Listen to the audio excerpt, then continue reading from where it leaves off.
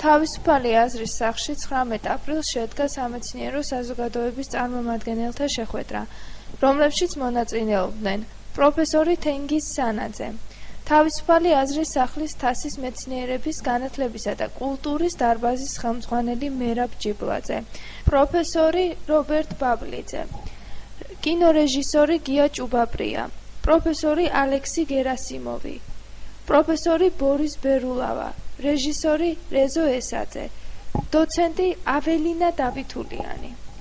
შეხვედრაზე შეფასდა განათლების სისტემის რეფორმის შედეგები და განხილულ იქნა სისტემის გადარჩენის საშუალებები. შეხვედრის მონაწილეთა აზრით განხორციელებულმა განათლების სისტემის რეფორმა სავალალო შედეგებამდე მიგვიყვანა. მოქმედი პროექტებით მიზანმიმართულად ხორციელდება განათლების დონის დაწევის მცდელობა. სახელმწიფო უნივერსიტეტის კავშირის მიერ პროფესურისადმი წარდგენილი უმაღლესი განათლების რეფორმის ვარიანტი კრიტიკას ვერ უძლებს.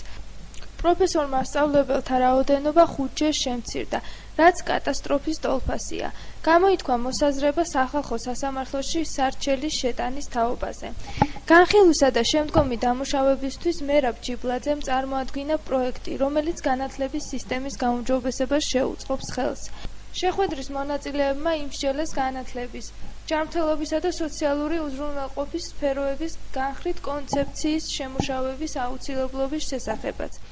აღინიშნა, რომ უნდა შეიქმნას სპეციალისტებით დაკომპლექტებული ჯგუფები, რომლებიც შესაბამისი მიმართულებებით იმუშავებენ კონცეფციის შექმნისათვის. ყურადღება გამახვილდა განათლების სისტემის კონცეფციაში ძირითადი პრინციპებისა და კონკრეტული ღონისძიებების დასახვაზე, როგორც უმაღლესი, ასევე საშუალო განათლების გაუმჯობესების მიზნით. გამოითქვა სურვილი ოპოზიციასთან მჭიდრო ურთიერთობის დამყარების თაობაზე.